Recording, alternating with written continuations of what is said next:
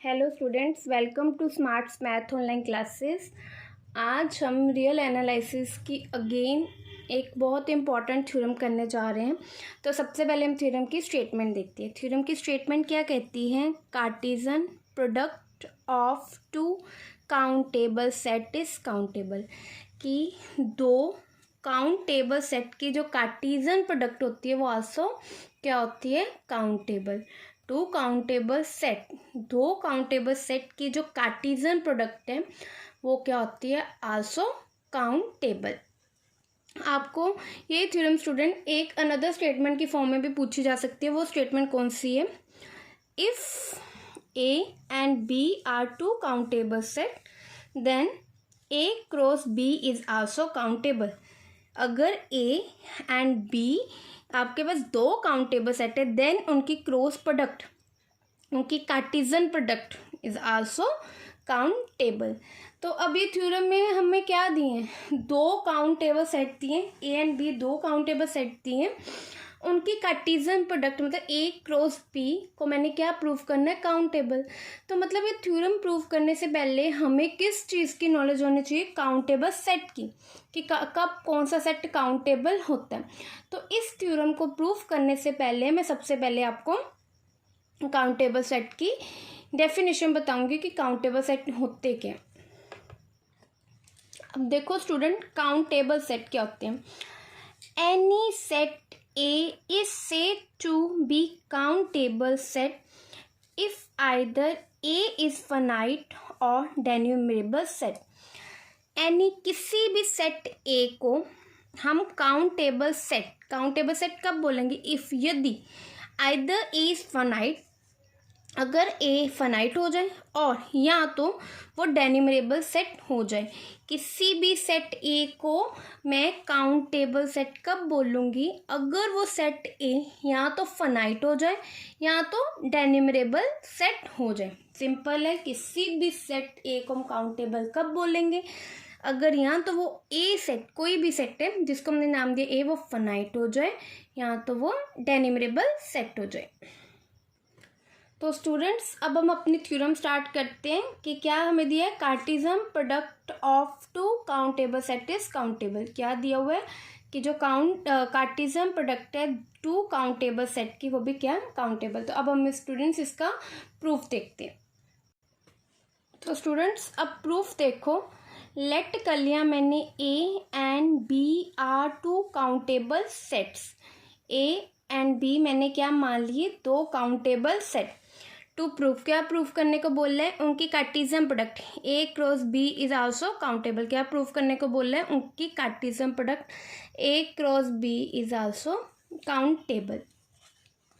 Since A and B are countable set, क्योंकि A and B are countable set है तो कहता है which implies either A and B are finite और A and B are denumerable. या तो A and B दोनों finite होंगे या तो A and B are denumerable होंगे। ठीक है, या तो ए एंड बी फाइनाइट होंगे या तो A and B are denumerable. क्योंकि हमने अभी डेफिनेशन देखी थी, any set X is said to be countable if either X is finite और डेन्यूमरेबल। या तो एक्स फाइनाइट होगा या तो फिर वो डेन्यूमरेबल होगा। ठीक है, any set X is said to be countable if either X is finite और डेन्यूमरेबल। ठीक है, डेफिनेशन ये कहती थी ना, किसी भी सेट एक्स को हम काउंटेबल कब बोलेंगे? या तो वो सेट एक्स फाइनाइट हो जाए या तो वो डेन्यूमरेबल हो जाए। तो A and B are countable तो क्या होगा? Either A and B are finite, दोनों फाइनाइट हो जाएंगे, और या तो A and B are denumerable या तो ए एंड बी डेन्यूमरेबल होंगे। अब थ्योरम के दो केस बनेंगे। केस वन, या तो A and B are is finite, कि A and B is finite, कि ए एंड बी फाइनाइट है, तो which implies A Cartesian product B is also finite. ये कैसे हुआ? क्योंकि जो कार्टेशियन प्रोडक्ट होती है of a finite set is also finite. जो कार्टेशियन प्रोडक्ट होती है फाइनाइट सेट की also finite. A and B finite थे तो इनकी कार्टेशियन प्रोडक्ट भी क्या आ गई? Finite. Which implies A cross B is a countable. क्योंकि हमने भी डेफिनेशन देखी थी, any set X is said to be countable if X is either finite और डेन्यूमरेबल। किसी भी सेट एक्स को मैं काउंटेबल कब बोलूँगी, यहाँ तो वो एक्स फाइनाइट हो जाए, यहाँ तो वो डीन्यूमरेबल हो जाए। और ए क्रॉस बी क्या आ रहा था, फाइनाइट, तो इस डेफिनेशन के अकॉर्डिंग ए क्रॉस बी क्या हो गया, काउंटेबल। अब के सेकंड क्या बनेगा, if A and B are denumerable set. यदि A and B denumerable sets हैं तो हमें पता है कि अगर कोई भी सेट डीन्यूमरेबल हो तो उसको डिस्टिंक्ट इनफाइनाइट नंबर की सीक्वेंस में रिप्रेजेंट कर सकते हैं। तो इसलिए लेट कर लिया सेट A1, A2, A3 so on. B let कर लिया B1, B2, B3, B so on. ये इस तरीके से क्यों सेट हमने लेट किए, क्योंकि दो सेट कोई भी सेट डेन्यूमरेबल कब होता है, अगर हम उस सेट के एलिमेंट्स को, उस सेट्स के एलिमेंट को इनफाइनाइट डिस्टिंक्ट एलिमेंट की सीक्वेंस में रिप्रेजेंट कर दें। तो ए एंड बी डेन्यूमरेबल सेट्स था, तो इसलिए ए एंड बी हमने इनफाइनाइट ए एंड बी के एलिमेंट इनफाइनाइट डिस्टिंक्ट सीक्वेंस की फॉर्म में ले लिए, इनफाइनाइट डिस्टिंक्ट सीक्वेंस की फॉर्म में ले लिए। देयरफॉर इनकी कार्टेशियन प्रोडक्ट क्या आ जाएगी, ए क्रॉस बी की कार्टेशियन प्रोडक्ट का क्या सेट बनेगा, पेयर ऑर्डर में A N comma B M for every A N belongs to A, B M belongs to B. पहला एलिमेंट्स ए को बिलोंग करेगा, दूसरा एलिमेंट बी को। We will proof A cross B is a countable set. मैंने अब क्या proof करना है कि जो ए क्रॉस बी है वो काउंटेबल सेट हो जाए। For this we will prove A cross B is a denumerable set. इसके लिए मैं क्या प्रूफ करूँगी, A cross B denumerable set है। क्यों, क्योंकि कोई भी सेट काउंटेबल कब होता है, या तो वो फाइनाइट हो जाए या तो वो डीन्यूमरेबल हो जाए। अब ए और बी इनफाइनाइट है तो इसका मतलब इनकी कार्टेशियन प्रोडक्ट भी इनफाइनाइट होगी। ठीक है, इसका मतलब मैं अगर ए क्रॉस बी को अब इस केस में डीन्यूमरेबल सेट प्रूफ कर दूं तो वो क्या हो जाएगा, काउंटेबल सेट हो जाएगा। ठीक है, for this we will proof A cross B is a denumerable set. ठीक है, अब मैंने ए क्रॉस बी को अब क्या प्रूफ करना है, डीन्यूमरेबल सेट। तो अब आपको स्टूडेंट पता होना चाहिए कि ए क्रॉस बी को डीन्यूमरेबल सेट प्रूफ करने के लिए मैं कौन सी कंडीशन सेटिस्फाइड करनी पड़ेगी। ठीक है, मतलब कब कोई सेट डीन्यूमरेबल सेट होता है। तो अब मैं आपको पहले डीन्यूमरेबल सेट के बारे में थोड़ी इन्फॉर्मेशन दे देती हूँ कि डीन्यूमरेबल सेट होता क्या है। Denumerable set, any set A is said to be denumerable set if there exists mapping f from n to a such that f is 1 1 and on to, that is a equivalent n where n is set of natural number। किसी भी set A को डीन्यूमरेबल set कब बोलेंगे, अगर तो कोई mapping F exist कर जाए n से लेके a तक, वो मैपिंग 1 1 एंड ऑन टू हो जाए। ठीक है, मीन्स कि ए सिमिलर हो जाए एन के, ए इक्विवेलेंट हो जाए एन की, और इसमें एन क्या है हमारे पास, set of natural number. Simple है, मतलब किसी भी सेट ए को मैंने किसी भी सेट ए को मैंने डीन्यूमरेबल सेट प्रूफ करना है तो मैंने अब कोई ऐसी मैपिंग एफ एग्जिस्ट करके दिखा देनी है नेचुरल नंबर से लेके ए तक, वो मैपिंग 1 1 एंड ऑन टू होनी चाहिए। सिंपल, मतलब क्या प्रूफ करना है, उस सेट को एन के सिमिलर, उस सेट ए को एन के सिमिलर इक्विवेलेंट। किसी भी सेट ए को डीन्यूमरेबल प्रूफ करने के लिए उस सेट को किसके इक्विवेलेंट प्रूफ करना है, सेट ऑफ नेचुरल नंबर के। अब मैंने क्या प्रूफ करना है, ए क्रॉस बी को डीन्यूमरेबल सेट मीन्स कि मेरे को कोई मैपिंग एग्जिस्ट करवानी पड़ेगी। तो मैंने मैपिंग डिफाइन कर दी F mapping from n cross n से लेके a क्रॉस b तक such that f n comma m is equal to a n comma b m for every n comma m belongs to n cross n। अब आप बोलोगे कि यहाँ पे n क्यों नहीं लिया, क्योंकि मेरे पास सेट किस में है, कार्टेशियन प्रोडक्ट में, मेरे पास यहाँ पे सेट कौन सा है, कार्टेशियन प्रोडक्ट में, इसलिए मैंने यहाँ पे n क्रॉस n लिए, n क्रॉस n लिए। अब मेरा एम क्या है, मेरा एम है मैंने a क्रॉस b को, मैंने किसी तरह से a क्रॉस b को n क्रॉस n के इक्विवेलेंट लाना है। मेरा क्या एम है, इस a क्रॉस b को मैंने किसके सिमिलर लाना है, n क्रॉस n के। आगे रिजल्ट होता है कि n क्रॉस n जो होता है, n क्रॉस n होता है वो आगे फर्दर सिमिलर होता है n के। n क्रॉस n किसके सिमिलर होता है, n के। तो ट्रांजिटिव प्रॉपर्टी के अकॉर्डिंग जब ये इसके सिमिलर आएगा, आगे ये इसके सिमिलर है, तो a क्रॉस b भी किसके सिमिलर हो जाएगा, n के। और यही कंडीशन है इक्विवेलेंट की, कि किसी भी सेट को नेचुरल नंबर के इक्विवेलेंट मतलब सिमिलर ले। अब इस थ्योरम में मेन क्या है, आपको ये मैपिंग याद रखनी पड़ेगी कि हमें मैपिंग इस तरीके से डिफाइन करनी है। अब मैं क्या, अब a क्रॉस b को n क्रॉस n के सिमिलर लाने के लिए, a क्रॉस b को n क्रॉस n के सिमिलर लाने के लिए मैं क्या प्रूव करूँगी कि वो मैपिंग जो f है वो 1 1 एंड ऑन टू हो जाए, वो mapping f 1 1 and onto हो जाए। Firstly we will prove f is 1 1। सबसे पहले मैं प्रूव करूँगी कि f 1 1 एंड f 1 1 है। लेट कर लिया n1 m1 n2 m2 belongs to n cross n, n cross n के दो एलिमेंट इक्वल ले लिए। अब लेट कर लिया इनकी जो इमेजेस हैं f n1 m1 is equal to n2 m2, जो ये दो एलिमेंट लिए मैंने, लेट कर लिए इनकी इमेजेस इक्वल है। अब मैंने क्या प्रूव करना है, ये एलिमेंट भी आपस में क्या हो जाए, इक्वल हो जाए। 1 1 की यही कंडीशन होती है ना कि दो एलिमेंट्स की मैं इमेजेस इक्वल लेके चलूँ, दो एलिमेंट्स की इमेजेस इक्वल लेके चलूँ और इन दो एलिमेंट्स को आपस में प्रूव कर दूँ तो वो 1 1 हो जाता है। अब ये आगे आ जाएगा fn1 an1 bm1 और ये fn2 m2 किसके इक्वल आ जाएगा, पेयर ऑर्डर में an2 bm2, क्योंकि मैंने मैपिंग क्या डिफाइन की थी, f n क्रॉस n से लेके a cross b such that fn m is equal to an bm for every n m belongs to n cross n, कि n cross n के हर element की images की मैंने, कि अगर n m जो बिलोंग करता है n क्रॉस n को, उसकी इमेजेस fn किसके इक्वल आ गया, an bm। और ये दो एलिमेंट्स मैंने n1 m1 n2 m2 किस में से लिया था, n क्रॉस n। डेफिनेशन के अकॉर्डिंग इनकी इमेजेस इसके इक्वल बन गई, इसकी an1 के, bm1 के, इसकी an2 के, इसकी bm2 के।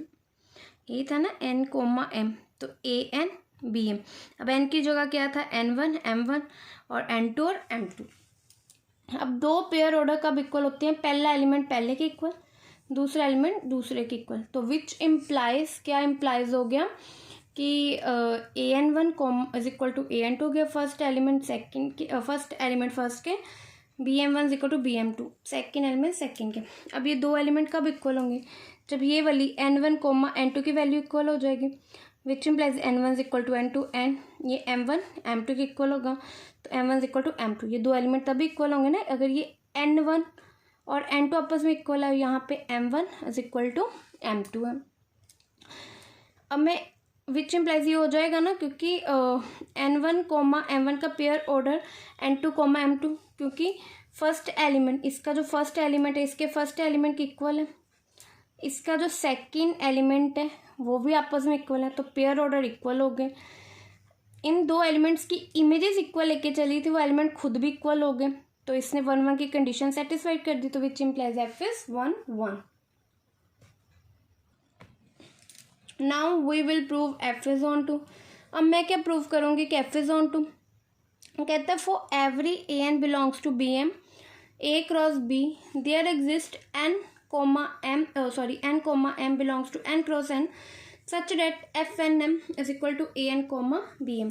कहते हैं a क्रॉस b के हर एलिमेंट के लिए, for every a cross b के हर एलिमेंट में n क्रॉस n में उसकी प्री इमेज है, ठीक है। a क्रॉस b के हर एलिमेंट के लिए n क्रॉस n में उसकी प्री इमेज है, तो मतलब वो f इज ऑन टू हो जाएगा। अब कैसे हैं ये देखो स्टूडेंट्स, मैपिंग कैसे चल रही है। एन क्रॉस एन से लेके A cross B, N cross N में 1,1, 1,2, 1,3 सोन, इसी तरह 2,1, 2,2 सोन, इस तरीके से एलिमेंट चल रहे हैं। ए क्रॉस बी में क्या होंगे, A1, BM, क्योंकि एलिमेंट्स कैसे ले रहे हैं हम, FNM is equal to ANBM। तो यहाँ पे अगर 1 1 है तो यहाँ पे आ जाएगा A1 B1, अगर यहाँ पे 1 2 है तो यहाँ पे A1 B2, इस तरीके से सीरीज चल रही है।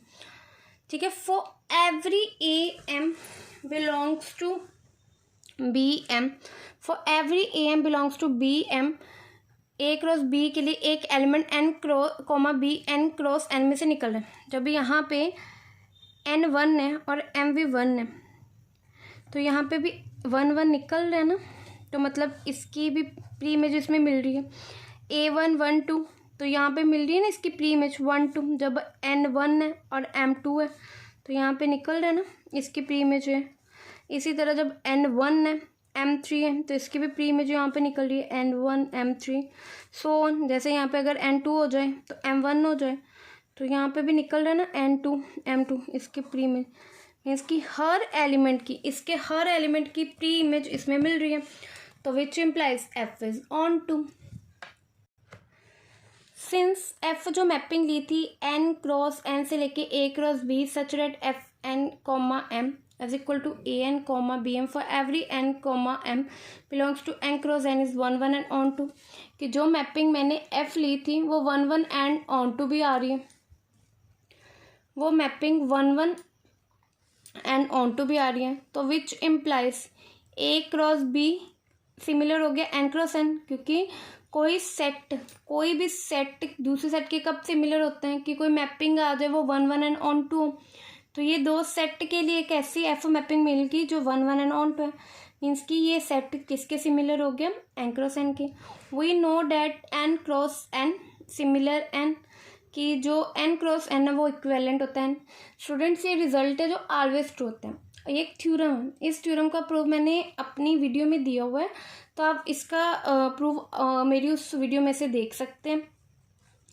विच इम्प्लाइज अब ए क्रॉस बी किसके सिमिलर था, एन क्रॉस एन के, एंड एन क्रॉस एन किसके आगे सिमिलर आ गया, एन के।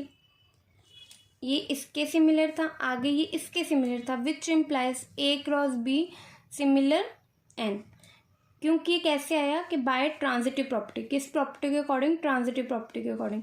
ट्रांजिटिव प्रॉपर्टी क्या कहती है, इफ़ ए सिमिलर हो बी के एंड बी सिमिलर हो सी के, तो ये क्या इम्प्लाइज करता है, ए सिमिलर हो गया सी के। अब इसमें इसको ए देखो, इसको बी देखो, ये बी और C, A similar B similar C, तो एक ट्रांजिटिव प्रॉपर्टी के अकॉर्डिंग क्या आ गया, A similar C, A similar C.